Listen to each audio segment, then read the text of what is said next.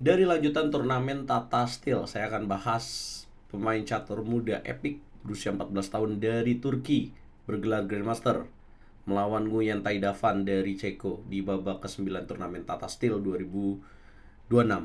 Teman-teman, ini game yang sangat menarik dan kita akan melihat nama-nama ini, terutama Yagiskan Erdogmus ini akan menjadi nama besar dalam dunia percaturan ya, karena sebentar lagi elo ratingnya bisa mencapai 2700 pada usia masih di bawah 15 tahun. Bayangin teman-teman. Langsung aja kita bahas gamenya. Yagiskan pegang boh hitam ya, Nguyen Tai Davan. Namanya memang Vietnam nih, tapi mungkin udah pindah negara ya. Memulai dengan langkah E4, kemudian dijawab dengan E5, putih kuda ke petak F3, hitam kuda C6, Rui Lopez dimainkan. Kemudian hitam A6, putih gajah 4, hitam kuda ke petak F6, ancam pion, putih mainkan langkah D3, dan hitam mainkan langkah D6. Menarik ya. Biasanya kan di sini hitam akan mainin langkah B5, kemudian gajah 7, kemudian D3, D6. Ini variasi apa sih dalam Rui Lopez? Ini adalah Anderson variation. Anderson variation diambil nama dari sang kreator ya. Dulu ada pemain catur hebat namanya Anderson. Dan kemudian putih mainkan langkah C3, kemudian hitam mainkan langkah G6. Kemudian putih lanjutkan dengan rokade, hitam bisa G7. Ini sangat-sangat teoritis. Kemudian putih benteng S1, hitam mainkan dengan langkah rokade pendek, putih kemudian H3. Kemudian hitam di sini mainkan langkah B5. Kemudian putih bisop ke petak C2, hitam mainkan bisop ke petak B7. Putih bisop E3, hitam kuda B8. Gila, ini Yagiskan selalu main dengan langkah-langkah akurat teori ya. Artinya udah di luar kepala nih, main pakai buah hitam, merespon Rui Lopez, dia tahu harus beginilah kita main catur ya. Tidak peduli berapa usia Anda. Kalau Anda memang ingin serius dengan catur, ya harus menguasai teori, hafal seperti ini. Kemudian putih kuda B ke petak D2, hitam mainkan langkah C5.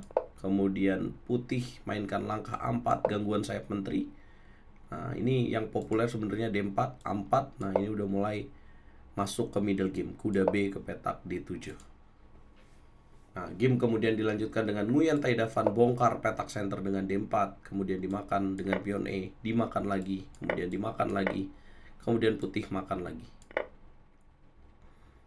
Masih seimbang ya, hitam coba mengganggu petak center dengan kuda ke petak C5, juga ngancem pion di petak A4, putih makan dulu pion B5, dimakan lagi, dan kemudian queen ke petak E2, mengancam pion di petak B5, tapi Yagiskan tidak peduli, dia lebih pilih kuda ke petak E6. Apa tujuannya? Putih berani untuk mengambil pion di petak B5. Yagiskan tukar kuda dengan bishop, dimakan lagi dengan kuda, kemudian benteng B8. Nah, kemudian putih queen D3. Jadi kadang grandmaster top ya berani untuk korbanin satu pion untuk apa? Untuk memiliki keuntungan yang dianggap untung. Contoh, dia korbanin satu pion tapi dia punya sepasang gajah sekarang.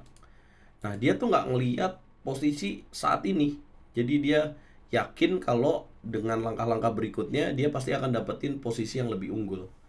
Nah, itulah Grandmaster teman-teman. Jadi nggak takut untuk korbanin pion, berpikirnya jauh ke depan. Nah, berarti Anda sebagai, kalau kita ya sebagai bukan seorang Grandmaster, kita bisa tiru mereka teman-teman. Artinya kita mungkin harus berani mengambil resiko kayak gini juga ya, untuk berani korbanin satu pion asal kita punya sepasang gajah seperti ini. Hitam melanjutkan dengan kuda ke petak D7, kemudian putih kuda D2 ke petak B3 mencegah kuda C5, hitam queen ke petak B6, press lagi kuda di petak D4 ya. Dijaga lagi dengan benteng E ke petak D1, benteng F ke petak C8, putih queen ke petak D2, hitam masuk lagi dengan benteng C4. Ya, jadi bisa bayangin ya, putih unggul pion tapi dipres terus, ditekan terus ya. Malah hitam yang terus menekan. Kemudian putih kuda ke petak E2 dengan tujuan ancam pion di petak D6, hitam benteng B ke petak C8, putih kemudian kuda ke petak C3. Kenapa nggak diambil aja pion D6? Rugi dong, kan lebih banyak dapat perwiranya ya di sini. Nah, setelah benteng B ke petak C8 karena ada ancaman bishop juga, ya, kuda ke petak C3 dimainkan. Maukah Yagiskan untuk ambil pionnya sekarang dengan makan C3? Tidak, Yagiskan lebih pilih gajah E5. Untuk apa menguatkan posisi gajahnya dan dia biarkan ini terus menekan. Lihat waktunya, putih tinggal 2 menit, hitam tinggal 5 menit. Baru 26 langkah. Putih queen ke petak E2, kemudian hitam benteng B4 menekan untuk dimakan kuda, kemudian dijaga lagi benteng A3, hitam kuda F6. Putih queen ke petak D2, kemudian hitam mainkan langkah gajah ke petak A6. Tujuannya apa? Mau ke sini nih, dapetin pion ini. Ya, kita coba lihat waktunya. Putih makin tertekan waktunya. Jadi, format dari pertandingan tata stil ini adalah catur klasik, 2 jam untuk 40 langkah pertama. Nah, ini kan belum nyampe langkah 40 nih teman-teman, baru 29 langkah.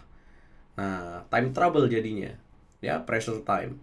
Putih kemudian benteng D ke petak A1, kemudian hitam melanjutkan idenya gajah C4, dan putih panik di sini, harusnya benteng ke petak A8, dia mainkan kuda A5.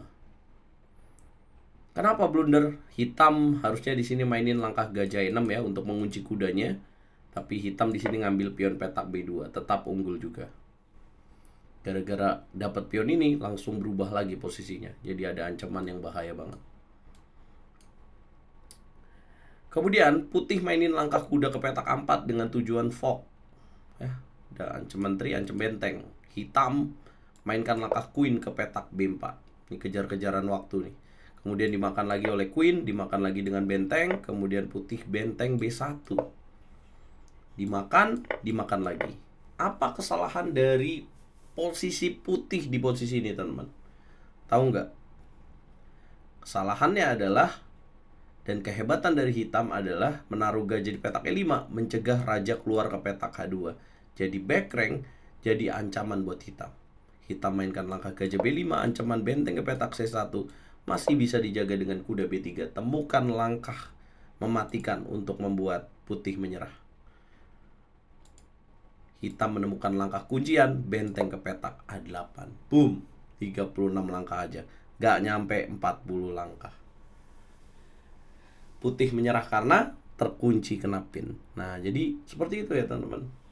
Gara-gara satu pion, putih ngambil keuntungan tadi, membiarkan hitam punya sepasang gajah. Coba dipertahankan, akhirnya jatuh pionnya, jatuh juga posisinya, dan kalah. Jadi apa yang harus dilakukan oleh putih sebenarnya pada saat pion gratis di petak B5? Itu pertanyaannya. Pada saat kuda ke petak E6, harusnya putih di sini mainin langkah gajah ke petak E3. Jadi tetap menjaga sepasang gajahnya dan permainan akan kembali seru dengan menteri D7 dan kuda D4. Tapi inilah game, permainan. Teori mungkin sama kuat, tapi masuk middle game dan masuk kalkulasi bisa jadi beda. Yagiskan sekarang berada di klasemen yang cukup tinggi juga. Dia berada di peringkat di bawah Abdusattorov dengan 6 poin. Dia bersama dengan Sindarov, Van Forest dengan 5,5 poin. Mampukah Yagiskan menjadi juara? Apalagi dia bisa menjadi pemain dengan elo rating 2700.